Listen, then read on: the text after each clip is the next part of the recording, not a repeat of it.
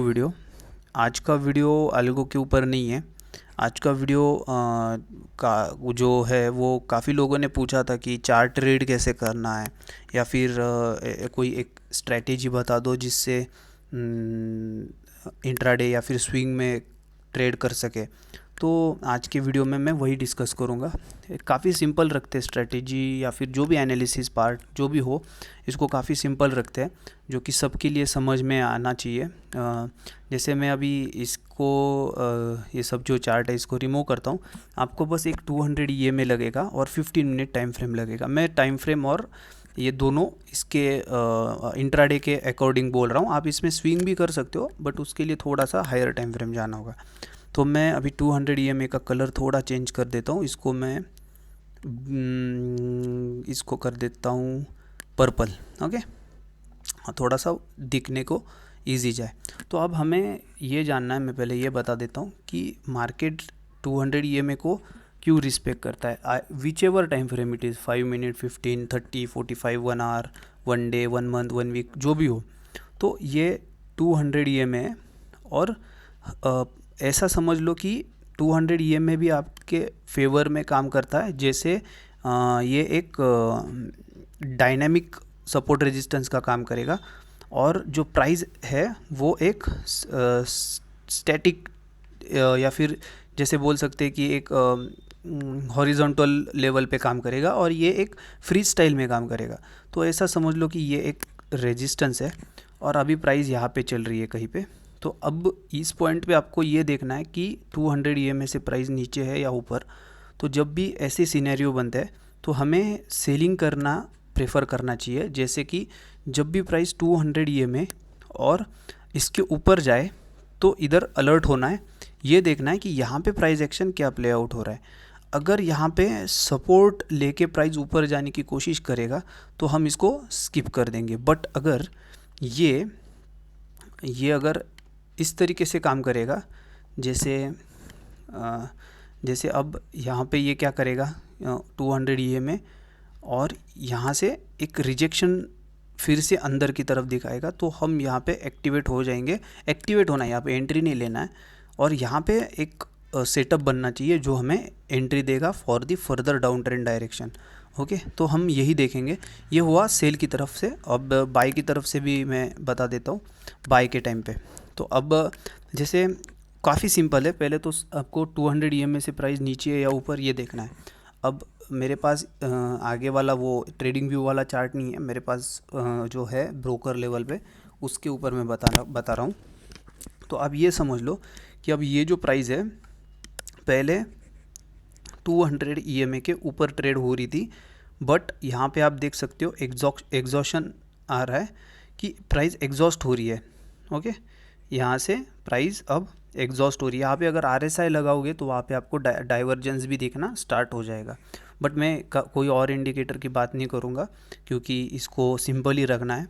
अभी यहाँ पे देखो कि प्राइस यहाँ पे एग्जॉस्ट हो रही है, मल्टीपल टाइम्स सपोर्ट लेके फिर इसने एक अच्छा खासा ब्रेक दे दिया। अब अपना व्यू ये होना चाहिए कि जो 200 EMA है उससे लेटेस्ट जो प्राइस है उसमें गैप होना चाहिए। जैसे ये गैप दिख रहा है, ये देखो ये वाला गैप है। तो अब ये समझ में आ गया कि ये एक स्ट्रॉन्ग ट्रेंड था। ये ट्रेंड आइडेंटिफिकेशन है कि ये एक स्ट्रॉन्ग डाउन ट्रेंड था। अब हमें सिंपल ये मार्क करना है कि जैसे नीचे आना स्टार्ट हो जाए तो उससे पहले कहीं पे होल्ड करी हो प्राइस ने। तो प्राइस कहाँ पे होल्ड करी है, ये लेवल पे। ओके, अब मैं ये लेवल को एक हॉरिजॉन्टल लेवल से मार्क कर दूंगा।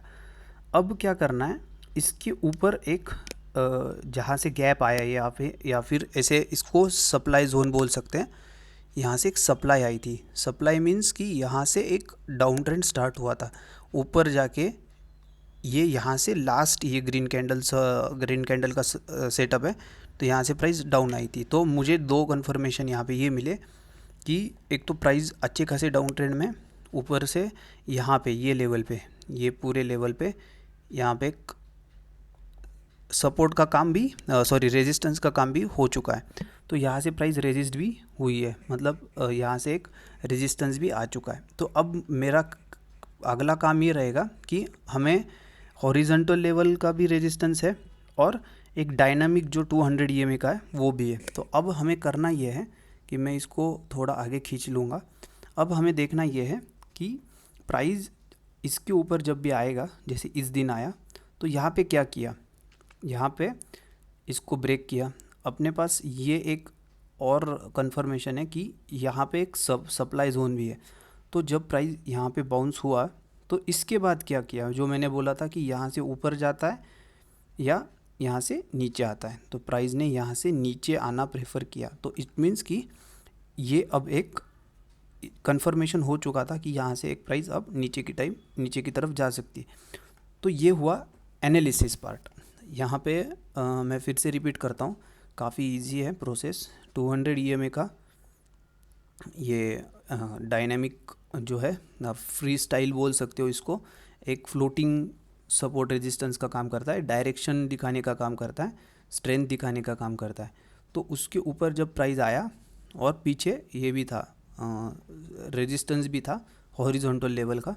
तो अब जब प्राइस मल्टीपल टाइम्स इसको टेस्ट करके इसके ऊपर गया, तो बहुत लोगों का ये होगा जो थोड़ा बहुत इससे कम नॉलेज रखते हैं, मैं ये बोलता हूँ कि कम नॉलेज, कि इसका कप एंड हैंडल जैसा या फिर हेड एंड शोल्डर जैसा फॉर्मेशन देख के बहुत लोगों ने यहाँ पे बाइंग किया है।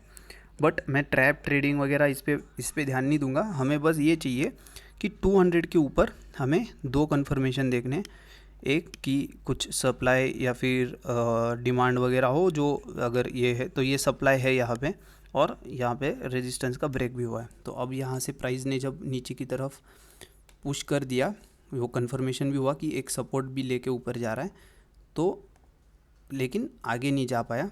तो मैं इसको एक, अब ये कंफर्म हो गया कि प्राइस नीचे आ रहा है, तो अब एंट्री जो बनेगी वो बनेगी जो रिसेंट, इस देखो 200 ईएमए के नीचे आप एंट्री लगा सकते हो। बट यहाँ पे भी वो सेम कंसेप्ट है कि जो रिसेंट रेजिस्टेंस जहाँ से प्राइस लेके नीचे आया हो, उस एरिया के ऊपर आप एंट्री बना सकते हो। वो हाई के ऊपर आपको एंट्री लगानी है नेक्स्ट डे के लिए, और जो भी आपका ईएमए है उसके ऊपर आपका एसएल होना चाहिए।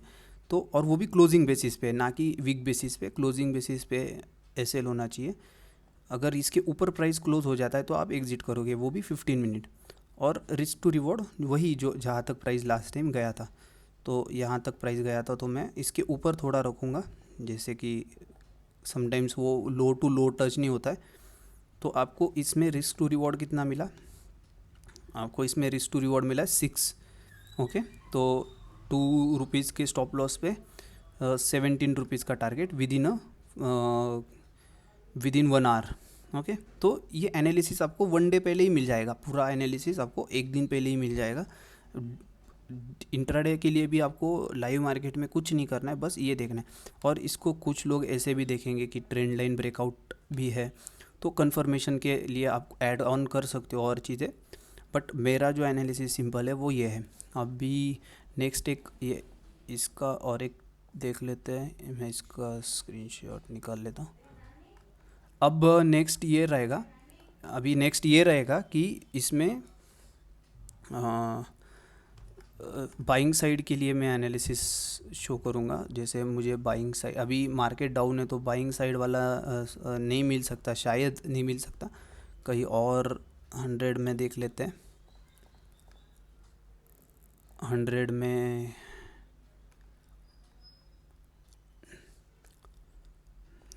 में यहाँ पे नहीं आया है प्राइस। अगर कहीं एक हाथ कोई स्टॉक्स मिल जाए, देखो यहाँ पे भी मैंने अभी एक एनालिसिस सेम इस पे डॉक्टर रेड्डी पे किया था, वो भी एक बार दिखा देता हूँ। आप देख सकते हो प्राइस यहाँ से काफ़ी डाउन है, तो आपको बस ये करना है कि जो भी रिसेंट रेजिस्टेंस हो उसका अलर्ट लगा के रखना है। अब क्या हुआ, प्राइस इसके ऊपर आया, ईएमए के भी ऊपर आया, एंड अब यहाँ पे आप ये भी देख सकते हो, इधर यहाँ पे भी लगा सकते हो। बट ईएमए के ऊपर जहाँ पे आएगा उसके ऊपर उसके पीछे वाला आप लगा सकते हो। जैसे ये एक रेजिस्टेंस का काम है और यहाँ से प्राइस देख सकते हो। तो अब आपको ये समझ में आया कि प्राइस यहाँ पे आके पुल बैक मीन्स एक सपोर्ट लेके ऊपर जाने की ट्राई किया बट फेल हुआ। और अब यहाँ पे ट्रेंड लाइन का भी आप लगा सकते हो कि एक ट्रेंड लाइन ब्रेक भी यहाँ पे दिख रहा है। एक ट्रेंड लाइन पे मैं ज़्यादा इतना अभी ये नहीं करता हूँ, बट जिनको कंफर्मेशन चाहिए उनके लिए। तो अब नेक्स्ट डे के लिए क्या हुआ, ये 18 है। ओके, आपको ये देखना है कि अब नेक्स्ट रेजिस्टेंस या फिर जो भी लेवल है वो कहाँ पे है। तो आप ये देख सकते हो कि यहाँ पे जब ब्रेक आया इस चीज़ का, ओके, ये जो एक सपोर्ट था इंटरनल सपोर्ट, उसका ब्रेक यहाँ पे आया पिछले दिन ही। तो उससे पहले एक वीक जैसा कौन सा है, जो भी फर्स्ट कैंडल हो वो लगा दो, उसके ऊपर आपकी एंट्री। ओके, और यहाँ पे ईएमए के ऊपर प्राइस क्लोज हो चुकी है, जो एंट्री जो थी उसी की। बट यहाँ पे एक रिस्क फैक्टर ये बनता है कि ईएमए के नीचे होना चाहिए। अगर ईएमए के नीचे होना चाहिए तो आपको एक दिन और वेट करना पड़ेगा। जैसे ईएमए के नीचे ये रहा, ये देखो, अगर मैं इसको पूरा अगर देखूँ, ये देखो यहाँ पे ब्रेक आ चुका है। और इसके पहले जो भी रेजिस्टेंस या फिर जो भी ऐसी ऑपोजिट डायरेक्शन कैंडल होगी उसके ऊपर आप एंट्री ले सकते हो। अभी ये देखो यहाँ पे एंट्री बन चुकी है और ईएमए के नीचे ही कैंडल क्लोज है।